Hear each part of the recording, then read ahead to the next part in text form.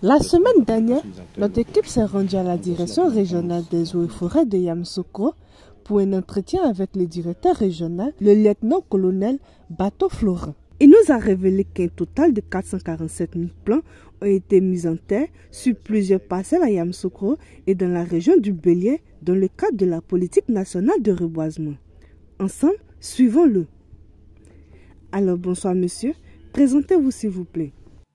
Je suis le lieutenant-colonel Bato Florent, directeur régional des eaux et forêts pour le district autonome de Yamoussoukro et la région du Bélier. Quel est le niveau de reboisement à Yamoussoukro et les villes environnantes? Il faut dire que dans le cadre du suivi de ces activités, notre direction des études, de la planification, d'évaluation à Abidjan et la direction du reboisement du cadastre forestier sont dans nos murs depuis le lundi dernier pour une mission de suivi et évaluation de nos reboisements effectués depuis l'année 2019. Il faut dire que le ministre Alain Richard Donvaï, en son temps, avait initié des opérations 1 jour, X millions d'arbres. En 2019, on a connu l'opération 1 jour, 1 million d'arbres. En 2020, l'opération 1 jour, 5 millions d'arbres. En 2021, l'opération 1 jour, 50 millions d'arbres. Voilà, donc la direction de l'évaluation est là, toute la semaine là, pour évaluer tous les reboisements effectués par la direction des eaux et forêts de Yamoussoukro, qui prend en compte la région du Bélier. Donc, ils ont fait les départements de Didiévi, de Tébissou, de Djekanou, de Toumodi et de Yamoussoukro. Et puis aussi à Tibouakrou. Donc, ils ont parcouru toutes ces localités-là pour évaluer nos reboisements sur toute cette zone-là. Donc, nous sommes là pour faire la synthèse de ces activités-là. On peut retenir que depuis ces opérations, 1 jour, 6 millions d'arbres là, depuis ces 3 dernières années-là, au niveau de la région de Yamoussoukro et du Bélier, on peut retenir 447 000 plants qui ont été mis en terre dans toute cette localité-là, qui fait environ 442 hectares. Voilà, donc ce sont des parcelles qui existent, ce sont des parcelles plus ou moins bien entretenues que l'équipe d'émission a pu voir. Donc c'est vraiment une satisfaction pour le DR que je suis, voilà, face à ce constat-là.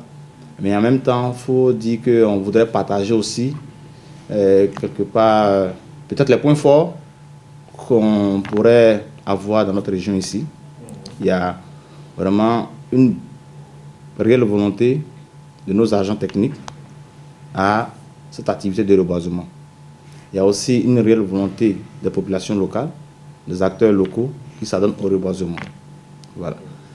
Il y a aussi une prise de conscience de nos politiques, c'est-à-dire nos autorités administratives politiques qui voudraient nous accompagner dans les activités de reboisement. Cependant, il faut relever assez de difficultés qu'on observe sur le terrain. Les difficultés sont d'ordre technique et financier. Nous avons très peu de moyens pour mener à bien nos activités de reboisement. Les acteurs locaux qui nous accompagnent dans ces activités de reboisement-là éprouvent aussi beaucoup de difficultés à l'entretien de leurs parcelles. Ce sont des parcelles forestières qui, logiquement, pour l'année de révolution, pour entrer dans leur fonds, il faut au moins 20 ans, 25 ans. Donc, en temps, les populations ont des difficultés pour l'entretien de ces parcelles. Il y a le problème de mobilité de nos agents, le problème de la mise en place des pépinières, puisque, comme je l'ai dit, il y a une réelle volonté des populations qui demandent assez de plants. Mais on constate que l'offre de production des plants par nos services sont en deçà de l'attente des populations. C'est une réalité qui est là. Donc, voici, il y a aussi cette difficulté-là de l'écoulement des produits finaux. Il y a une mévente du bois de teck arrivée à terme. Donc, c'est une difficulté qui pourrait décourager nos populations sur le terrain. Vous avez dit tout à l'heure que vous avez noté une satisfaction dans le souci des parcelles reboisées. Est-ce que vous avez une stratégie particulière qui est mise en place pour assurer le succès de ces parcelles? C'est la sensibilisation. Puisque nous rencontrons les mêmes difficultés financières pour mettre à la disposition de ces populations-là pour l'entretien des parcelles. Donc, on ne peut que les sensibiliser. Et l'élément qui pourrait aider tout le monde à avoir de bonnes parcelles, c'est l'agroforesterie. C'est-à-dire c'est une association de cultures vivrières et de plants forestiers.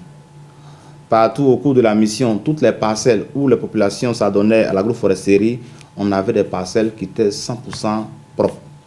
Et les plants étaient vraiment très vigoureux, contrairement aux parcelles où, d'un seul tenant, où il n'y avait pas de culture vivrière ou de culture pérenne dans ces parcelles-là. Donc voici un peu la stratégie qui pourrait aider et la population et l'administration à réussir ces reboisements sur le terrain. Mais là, vous avez constaté des lacunes. Est-ce que ce sont des parcelles qui sont encore rattrapables? Dieu fait grâce, la terre est tellement généreuse que on peut toujours rattraper cet art. Les reboisements qui ont été faits depuis 3-4 ans peuvent être toujours regagnés.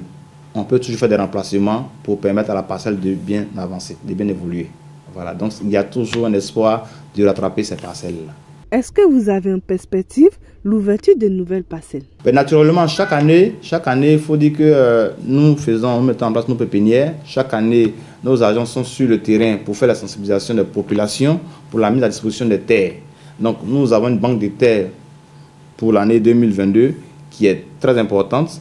Donc, c'est que vous avez que la population a exprimé le besoin, sinon la volonté de faire des reboisements. Et nous sommes déjà au terme de la campagne 2022.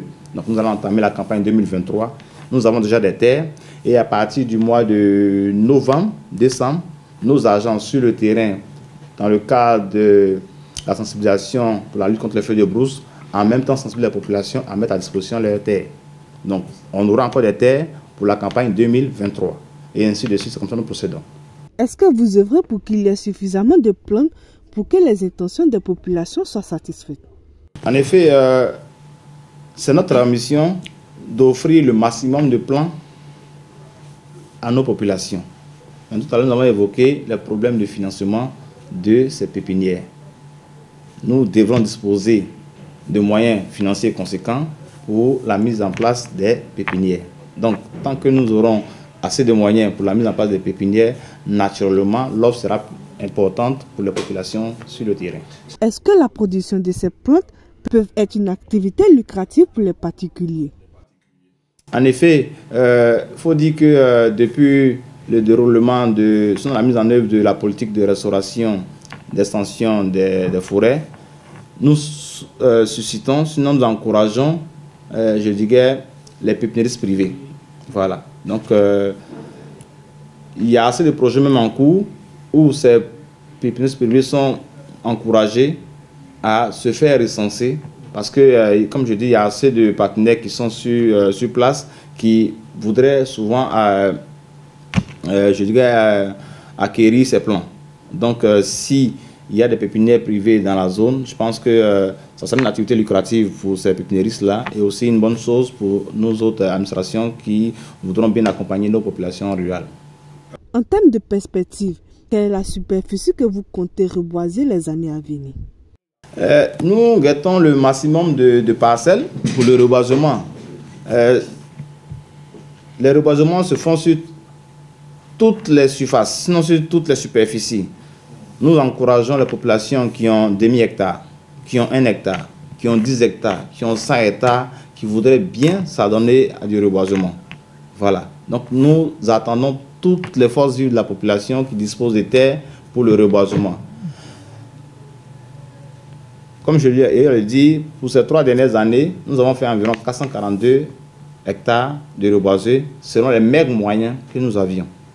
Donc, ça dit que si nous avons plus de moyens, naturellement, les superficies emblavées seront plus importantes.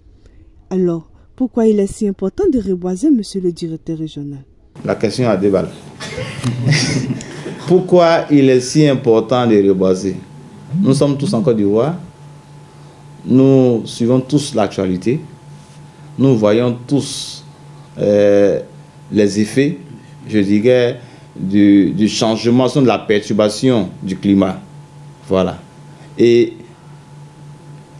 la première réponse à adresser à ces changements climatiques, à ces perturbations du climat, c'est le reboisement. C'est la plantation de forêts. Et c'est connu de tous. En mai 2022, la Côte d'Ivoire a accueilli la COP 15 sur la désertification et la dégradation des sols. C'est l'absence de forêt, c'est l'absence d'arbres qui occasionne ces perturbations, cette désertification et cette dégradation des sols. Parce que qui dit absence de forêt, naturellement, les sols vont prendre un coup. et les cultures aussi vont prendre un coup. Donc naturellement, le reboisement s'impose. Le reboisement est une nécessité vitale pour les populations. Au-delà des tecs, est-ce qu'il y a d'autres plantes qu'on peut utiliser? Effectivement, nous avons toute une gamme de plants forestiers qui sont mis à la disposition des populations pour le reboisement. Certes, le teck a été beaucoup vulgarisé, donc dans l'entendement des populations, c'est le teck qui existe. Sinon, on a assez d'essences qui sont en pépinière. Nous avons le akbi. Je vais donner juste les noms vernaculaires pour ne pas rentrer dans les noms scientifiques. Donc, il y a le akbi, il y a le kakou, nous avons des fraquets, des framirés, des bois bétés, des bois d'arco. Toutes les essences forestières qu'on peut trouver en Côte d'Ivoire sont disponibles dans nos pépinières. Et partout où vous trouvez, dans la région du Bélier, dans le district autonome de Yamoussoukro, depuis les départements jusqu'aux sous-préfectures, nos services sont présents avec des pépinières disponibles pour le reboisement. Donc, toutefois que vous avez sollicité des plans, que ce soit à Kouébo ou à Ravia, il y aura un service forestier sur place pour vous accompagner dans le reboisement. Nous avons remarqué ces derniers temps, par exemple, que les ONG, les associations font beaucoup de planting d'arbres au niveau de Yamoussoukro. Est-ce que votre direction a un suivi après ces plantings? Effectivement, c'est la question essentielle. La question rejoint nos difficultés que tout à l'heure nous avons évoquées. Effectivement, depuis l'adoption de la politique de restauration et d'extension des forêts, on a eu à faire beaucoup de communication, à telle enseigne que toutes les entités, que ce soit les associations, les ONG, les entreprises, toutes les activités aujourd'hui sont couplées par une cérémonie de planting d'arbres. C'est une très bonne chose. C'est une très bonne chose. Malheureusement, ce sont des reboisements, je dirais, je ne sais pas dire folkloriques, mais juste pour la forme. Juste pour la forme. Et après la cérémonie, nous rencontrons des difficultés pour le suivi, sinon pour l'entretien de ces parcelles. Donc déjà, c'est une très bonne chose d'accepter faire du reboisement. L'autre chose, c'est un appel qu'on pourrait lancer à ces entités-là, de faire en sorte que, en relation avec les services forestiers, de toujours mettre un peu de moyens à disposition pour le suivi et l'entretien de ces parcelles-là. Parce que, comme je le dis, un reboisement d'un jour, ce n'est pas un reboisement. Un reboisement se fait au moins sur 3 ans. Après 3 ans, on pourrait espérer avoir une parcelle ou des plants forestiers vigoureux. Voici ma logique des choses. Est-ce que vous avez un appel à lancer aux populations? Aux populations, c'est la sensibilisation. C'est leur demander de toujours consentir à mettre à disposition des parcelles pour le reboisement. Et pour l'obtention, sinon pour l'acquisition des plants pour une bonne pépinière, je pense que la requête va s'adresser au niveau de la hiérarchie. Voilà, pour mettre à disposition plus de moyens pour qu'on ait plus de pépinières pour la population. Merci, monsieur le directeur régional.